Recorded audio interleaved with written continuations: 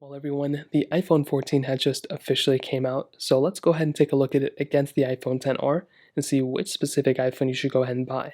Now, I'll leave both these iPhones linked down in the description. You can get them from there. You can help support the channel at the same time. Now, starting off with the outside, you can definitely tell that there are a few differences, but most similarities for sure. I don't know why I can't speak today. With the iPhone XR, we have a pretty decent 6.1-inch Retina IPS panel. Now, it's definitely not the best panel anymore. It is definitely a little bit of a dated design, not the design, but the panel itself. IPS panels now are really that good compared to, OLED panels like on the iPhone 14. Still have the notch, still have pretty thick bezels compared to the 14, and you have that curved design on the side. Definitely not like an ugly phone. It doesn't look old. This phone came out in 2018, but compared to something like the iPhone 14, which has a 6.1-inch Super Retina XDR OLED panel, this panel is definitely probably a better looking panel than the iPhone, 10R. We're getting, first of all, a smaller notch up top, which is kind of nice. You're getting flat sides, so it gives the appearance that the bezel around the phone is much smaller. So I definitely do like that, and I think it is a little bit easier of a phone to hold. And this is the current design, the flat side with the, iPhone, with the smaller notch. Like this is the current design for sure. So on the front, the iPhone 10R definitely wins. So on the front, the iPhone 14 definitely wins, and not the iPhone 10R. In terms of thickness and thickness, you can kind of tell for yourself that between both, again, I think the 14 is definitely the better one here again. It is in a smaller footprint overall than the iPhone 10R as well. Like if I go and align it like this, you can see that the phone kind of fits inside of the iPhone 10R, so it is smaller in every single area. And on the back, we have glass backs on both, which look great. Again, the glass backs on any of these phones are always going to look pretty good in my opinion. Now you're getting a single camera setup on the iPhone 10R, where you're getting that dual camera setup on the iPhone 14. So I think this is another pretty big advantage for the iPhone 14. I mean, that phone looks beautiful. And with these massive sensors, I mean, just look at how much bigger that sensor is on the iPhone 14. It definitely looks very, very good. Now we have MagSafe capability on the iPhone 14, which is cool. We have wireless charging on both, IP certification on both, lightning ports at the bottom, and that kind of covers it up on the outside. Now we still have things like emergency SOS satellite mode on the iPhone 14. We also do not have a SIM card on the iPhone 14 either, and we do have 5G on the 14 where we do not have that on the iPhone 10R, which is still perfectly fine. So in terms of that, that kind of covers it up on the outside. Now in terms of software and longevity, the problem that we're kind of having here is with the iPhone 10R, I don't know how much longer this phone is going to last. This phone, or the 2018 iPhones, are the second to last supported iPhones in general. So we have the 2017 ones that are the lowest supported on iOS 16 right now, but then we have the 2018 ones right in behind it, which is pretty insane. So I don't know how much longer this phone is going to last. If I had to guess, if we're on iOS 16 right now, maybe if we're lucky it'll last up until iOS 18. I really hope that ends up being the case. I guess we're going to have to wait and see what happens, but that's kind of what I'm guesstimating right now. If I had to guess, that's kind of where we're at. With something like the iPhone 14 though, this phone is just getting started. This phone literally is going to be lasting for years and years and years now. We're going to be talking about this phone for the next 5 to 6 years. So this phone is definitely not going anywhere anytime soon. So in terms of that, that kind of covers it up there. Now let's go into a speed comparison between both these phones. The iPhone 14 has that Apple A16 Bionic chip, actually the Apple A15 Bionic chip inside of it with 6 gigabytes of RAM, where the iPhone 10R has that Apple A12 Bionic chip inside of it with 3 gigabytes of RAM. So let's go and see which one's the fastest one between both. There we go. Let's go and color the apps in the background, and let's get into it. Phone calls 3, 2, 1. Okay, 14 seemed faster. Music 3, 2, 1. And the 10R is on the right. The iPhone 14 is on the left. And you can definitely see the iPhone 14 was a substantially faster phone there. Scrolling through here, let's see, probably not that big of a difference. Health 3, 2, 1. 14 again is the faster one. App Store 3, 2, 1. And two different pop-ups, but still the 14 was so much faster to kind of load into it. They both have 60 hertz panels, so scrolling through isn't really seeming to be faster or slower on either one, at least in terms of the smoothness factor. News 3, 2, 1. But the iPhone 14 has pretty much been the faster one pretty much every single time so far. Scrolling out of here, let's do Mail 3, 2, 1. Okay, 14 again is faster. Camera 3, 2, 1. Okay, let's take a photo. Now, this one does have night mode, so it can take a little bit longer of a time. I'm going to open up that photo. Again, substantially faster on the iPhone 14. Photos 3, 2, 1. We're going to get into random pop-ups. Okay, let's go and hop out of this one. Let's go ahead and get into some of these third-party applications. So we do have Genshin Impact. I want to try this one out. 3, 2, 1.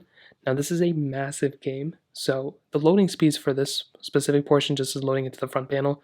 So it's not loading into the game actually, but still it's fairly close. And I will tell you, I've played a bunch of heavy games on both these phones, and the iPhone 14 is definitely still a fast phone. But I don't know, I feel like the 10R still does a really good job at gaming in general. Like, I don't really think, because most of these games have like graphics you can kind of interchange with, loading speeds is probably going to be the bigger thing. That's probably going to be the bigger difference here, to be honest. Now we have Snapchat 321. iPhone 14 again is the faster one. We have Instagram 321. And again, the iPhone 14 is the faster one. I do have, we can try something like TikTok 321. Two different pop-ups on both, kind of, but the 14 was still substantially faster. We can try something like Contacts 321. Okay, about the same thing. Files 321. Okay, about the same thing too. Let's go and get into Stocks 321.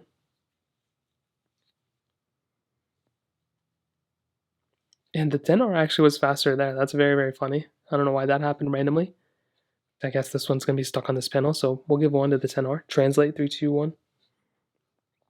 And I think the 14 was faster. Books 321. 14 again is a faster one. iTunes Store 321. And yeah, so kind of to sum up this comparison, I think definitely when it comes down to it, the iPhone 14 is the faster one. There was maybe like 1 or 2 times the 10R was faster, but it could have been very well glitches. The 14 is going to be a faster phone. It's going to have more RAM. It's going to just be the better phone in general. But still, I think the 10R held up very well. You know, the 14 did what it's supposed to do, but the 10R kind of surprised me a little bit more. So in terms of that, that kind of covers it up there. Now, in terms of the actual cameras themselves, this is kind of another big difference, I would probably say. With the 14, I mean, look at how much bigger the sensor is. Wide sensor on the 10R, ultra wide and wide angle lens on the iPhone 14. 4K at 60 on the back on both, but the 10R can only do 1080p at 60 on the front, which is still more than enough. The 14, on the other hand, can do 4K at 60 on the front. So that is a pretty big difference. If I'm going to be completely honest, that is probably the bigger difference here for sure.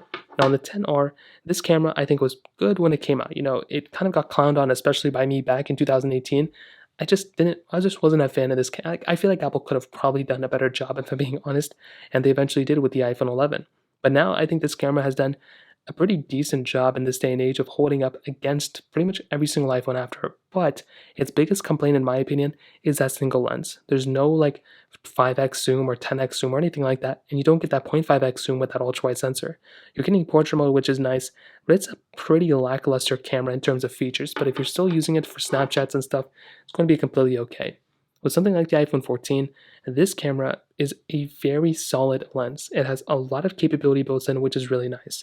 Now, in my opinion, if you're wanting to go ahead and just buy a phone and have a camera that's going to be set for a long time, this is it. But I don't think it's a big jump from the 13 camera, and I don't even think that was a big jump from the 12 camera, and that really wasn't that big of a jump from the 11 camera. So yeah, going from a 10R to the 14, a big massive difference, but going from the 10R to the 11 is also a pretty big difference.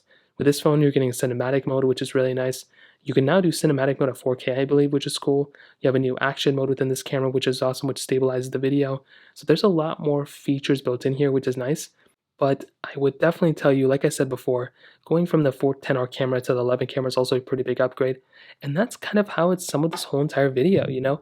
I think the 14 is definitely the better phone here. This thing has a lot more capability. It's going to be giving you better battery life, better performance, better display, better longevity, if that makes any sense, better build quality, kind of, better cameras. I think I already said that. Like, this phone pretty much has it all, but it is an $800 phone. It's a pretty expensive device.